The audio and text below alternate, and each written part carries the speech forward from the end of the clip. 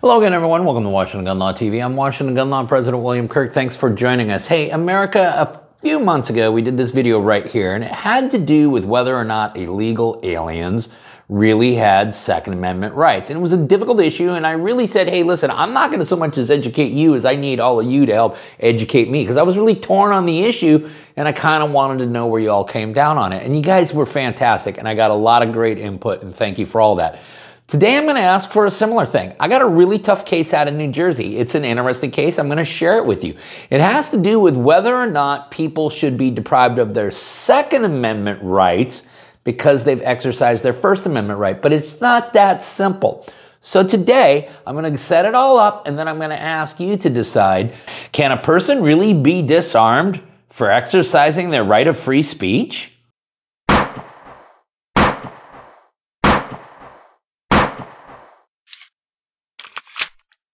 Okay, America, are we really talking about can a person lose their Second Amendment rights because they exercise their First Amendment rights? Well, I'm going to share with you a pretty crazy case out of a pretty crazy state, which is New Jersey, and then I'm going to kind of throw it into your court, and I want to hear from all of you. Let me introduce you to New Jersey attorney Rajay Sadeh. If I'm mispronouncing your name, I apologize. Mr. Sadeh, who is a licensed member of the New Jersey Bar Association, is also a Palestinian American. I am not going to get into the whole Israeli-Palestinian issue on this channel. This is not what you guys tune into this channel for. I do have some pretty strong feelings, but again, they're irrelevant to our discussion here. Mr. Sadeh also has some very strong feelings, and he has been quite vocal about them on social media. Now, Mr. Sadeh had previously already obtained a New Jersey concealed carry permit, which, as I understand it, in the state of New Jersey can be a little tricky to do. So he had gone through all of their background checks and everything like that, everything that they use, and you're going to learn that New Jersey has not really modernized their concealed carry approach post-Bruin, and that's going to be one of the rubs here, okay? But then Mr. Sadeh turns around and wants to now renew his concealed carry license, and it's denied. And the reason the police department denied that was, as they put it, some concerning social media activity. Now, of course, one of the many problems here is Mr. Sadeh was just told by state police that, hey, we're just not going to renew your license. He was never given an opportunity to have a hearing, to respond to any of the allegations, to put on his own defense or anything like that. They just gave him a big thumbs down. And because of that, Mr. Sadeh has now filed suit against the Springfield Township, as well as its police department, Police Chief John Cook, Detective Lieutenant James Maribile, and the New Jersey Police, and Patrick Callahan as its superintendent. And then, of course, all of the claims that he makes is violation of due process, free speech, equal protection, and the federal and state anti-discrimination laws based upon race, national origin, and ancestry. Okay, and I know some of you are rolling your eyes, but I want you to take a look at this, okay? Because as we know, one of the things that Bruin, when we go back and we look at Bruin, one of the things that they were really caught up on was this subjective nature, right? That is, you got to show us a reason that we think is good enough for you to defend your life, okay? And it was that subjectivity that the Supreme Court realized immediately. That's where all the abuse can happen. Now, if we have objective criteria, like, are you a convicted felon?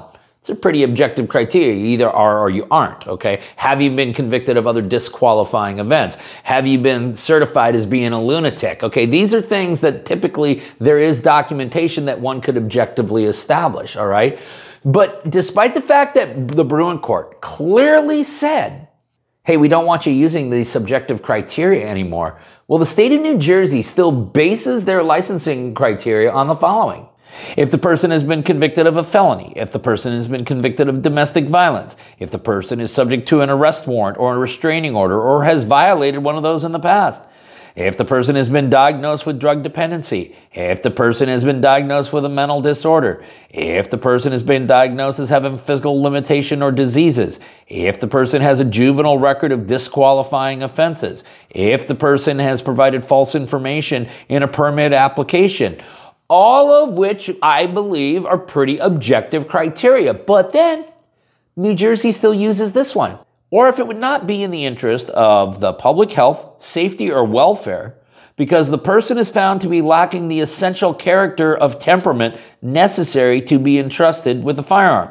Now, Understand, in the entire Israeli-Palestinian conflict, Mr. Sadeh is absolutely and unequivocally taking the side of the Palestinians, and in doing so has made several social media posts that were very pro-Palestinian and in some ways also very pro-Hamas, because it celebrated the death of Israeli soldiers. That led the detective who was looking into this application to be concerned about certain posts that could be construed as anti-Semitic. Okay, but I got news for everyone, because if we're going to start disarming everyone in the country who lately has made some sort of anti-Semitic statement, we're going to be disarming a lot of individuals, because unfortunately there has been a massive rise in anti-Semitic behavior throughout the entire United States. Mr. Sadeh's attorney is claiming that these posts are meant to share evidence and information dispelling the lies and myths about the genocide and showing Palestinians' efforts to stop it. Okay, and I'm not even going to get into that statement. I know many of you are probably rolling your eyes. And listen, there is very, very strong opinions on both sides of this. And yeah, candidly, Mr. Sadeh and I do not see this issue the same way. But here's the deal. The Supreme Court in Bruin was very, very clear that if we're going to use criteria by which we allow people to carry or not carry firearms, those criteria have to be objective, and they have to be based in some kind of measurement that would allow us to understand whether or not this person should or should not be carrying a firearm. So objective criteria like, are you a convicted felon? Have you been committed to a mental institution? Have you been convicted of domestic violence offenses? Are you the inappropriate age or lack citizenship or any of the other things that can prevent a person from arming themselves? Those are objective criteria.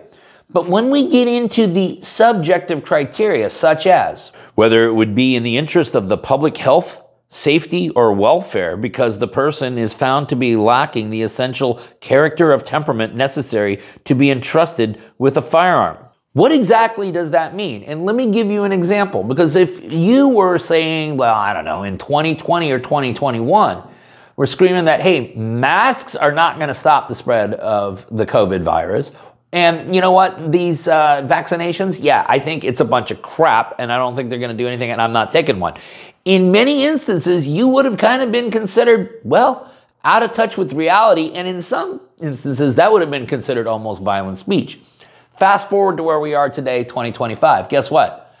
The more and more time goes on, the smarter and smarter all of you who refuse to take the vaccination and refuse to play in the mask trade, you look smarter and smarter by the day.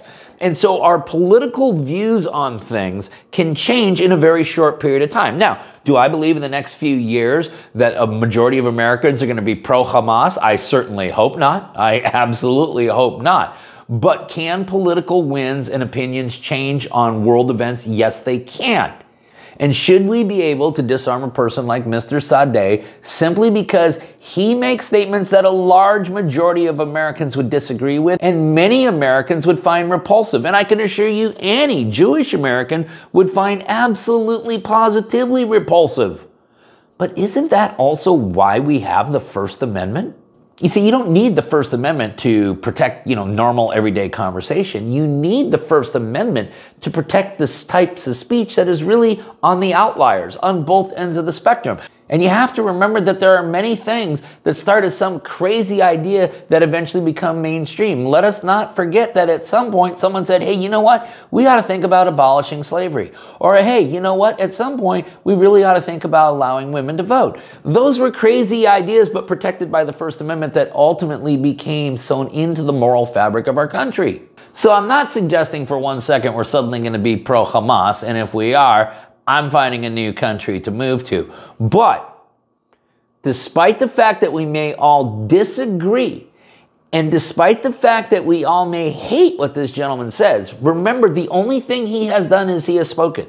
He has never advocated that he is willing to commit violence or wanting to commit violence against anybody. And so should this gentleman lose his Second Amendment right to protect himself merely because he exercised his First Amendment right? And so I leave it all to you. With all of those facts, what do you think? Did the state of New Jersey have the right to deprive this gentleman of his renewal of his concealed carry license? Or is this absolutely positively protected First Amendment activity, and he has not done anything to cross into the threshold of where we believe that a person like him should be disarmed? Listen, if you got any more questions about this or anything else related to what's left of our Second Amendment rights, you guys should know how to get a hold of Washington Gun Law by now, but if you don't, that's okay. That information's down there in the description box. If you got an idea for a video we should be doing around here, you click on that link right there and you let us know. If you want to subscribe to our monthly newsletter, the ability to do all of that is right down there in the description box. And then finally, and most importantly, let's remember that part of being a lawful and responsible gun owner, like we talk about all the time here, is to know what the law is in every situation, how it applies to you in any instance that you may find yourself. Until next time, thanks for watching and stay safe.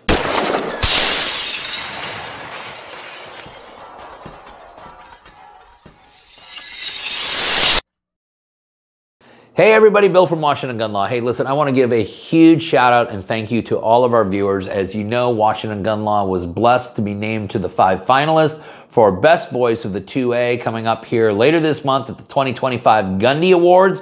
It would not be possible if it weren't for all of you. God bless all of you. Thank you so much for always geeking out with us.